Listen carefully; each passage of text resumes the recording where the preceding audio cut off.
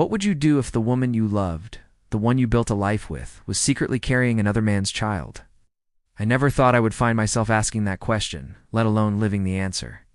It was a Tuesday late, the kind of quiet night in our Los Angeles home on Mulholland Drive where the city lights shimmered like scattered diamonds below. Sarah was asleep beside me, or so I thought. Her phone, usually on her nightstand, was tucked under her pillow, glowing faintly. A flicker of unease, a whisper of intuition, made me reach for it. My fingers trembled as I unlocked it. Her birthday, a code I knew by heart. What I found wasn't a late-night text from a friend or a forgotten work email. It was a gallery of ultrasound photos, dated weeks apart, none of which she had ever shown me. My breath hitched. The images were undeniably clear, tiny forms taking shape, but the dates didn't align with our timeline. A cold dread, sharper than any knife, pierced through me.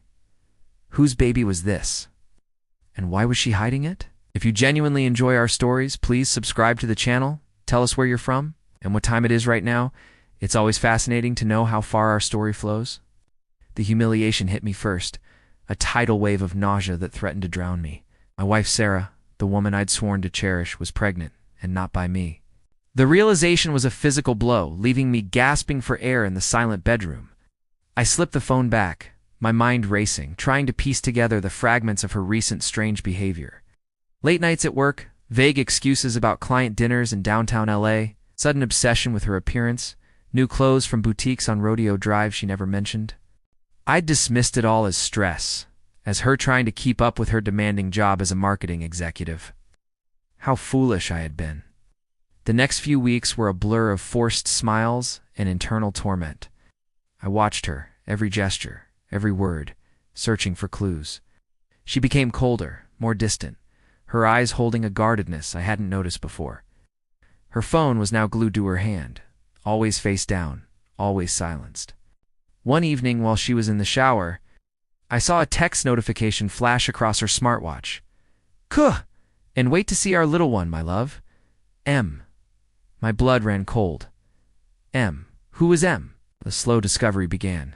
A meticulous, agonizing process. I started checking her credit card statements, cross-referencing them with her work schedule. Dinners at expensive restaurants in Santa Monica, hotel charges in Beverly Hills, all on nights she claimed to be working late.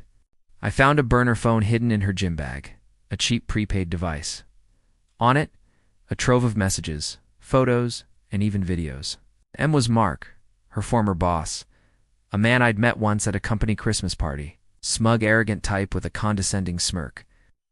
The ultrasound photos were there too, confirming my worst fears. The dates, the clinic name, everything pointed to a betrayal that had been ongoing for months. Sarah, meanwhile, grew increasingly manipulative. She'd pick fights over trivial things, accuse me of being distant, of not understanding her stress. She'd gaslight me, twisting my words, making me doubt my own sanity. "You're imagining things, David," she'd say, her voice dripping with feigned concern. "Maybe you need to see someone." She truly believed she was untouchable, protected by her lies and my supposed naivete. The thought of her carrying another man's child, while lying to my face, made me physically ill. I felt a profound, soul-crushing emotional breakdown. I'd sit in my home office, staring out at the city lights, tears streaming down my face. The loyal husband I once was shattered into a million pieces. But amidst the despair, a cold, hard resolve began to form. I wouldn't just leave. I would dismantle her life, piece by agonizing piece. I began to secretly gather proof meticulously. I hired a private investigator, a discreet woman named Alina from a firm in downtown LA, near Pershing Square. She confirmed everything, providing irrefutable evidence. Photos of Sarah and Mark entering and leaving. A discreet apartment building on Wilshire Boulevard, recordings of their phone calls, even a video of them holding hands laughing in a cafe on Melrose Avenue. I downloaded every message, every photo from the burner phone, backing it all up on an encrypted drive. I consulted with a divorce attorney, a sharp, known-sense woman named Ms. Davies, whose office overlooked the bustling streets of Century City. She outlined the legal traps I could set, the ways to ensure Sarah received nothing, absolutely nothing, from our shared assets. I also started documenting Sarah's increasingly erratic and cruel behavior towards me, creating a detailed timeline of her emotional abuse. The traps were set. First, the financial. I quietly transferred all liquid assets into a separate account, ensuring it was legally sound and untraceable to her. I changed the locks on our shared safe deposit box. I informed Ms. Davies about the pregnancy, and she advised me on how to legally challenge paternity and ensure I wouldn't be held responsible for a child that was mine. Then came the social traps.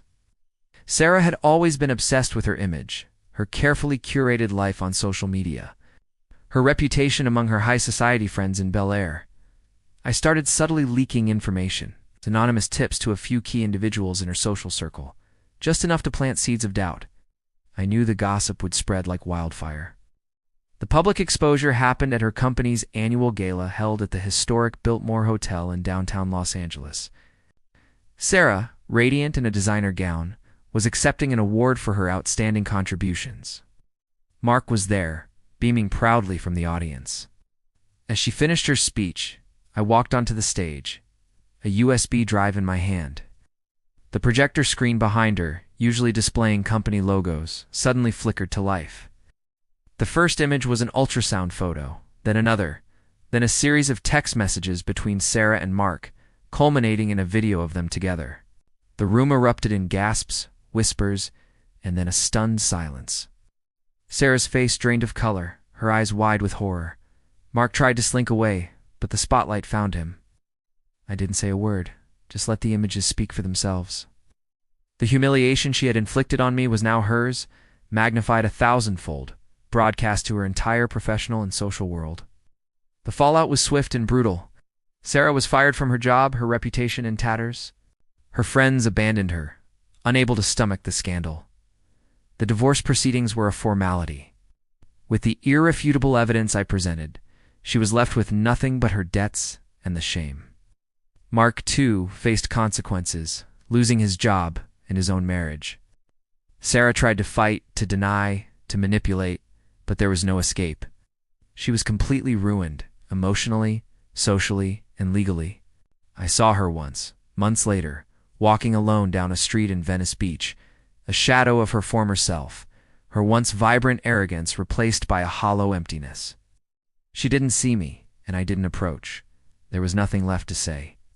The silence that followed was deafening, a quiet, haunting echo of a life that once was. The end.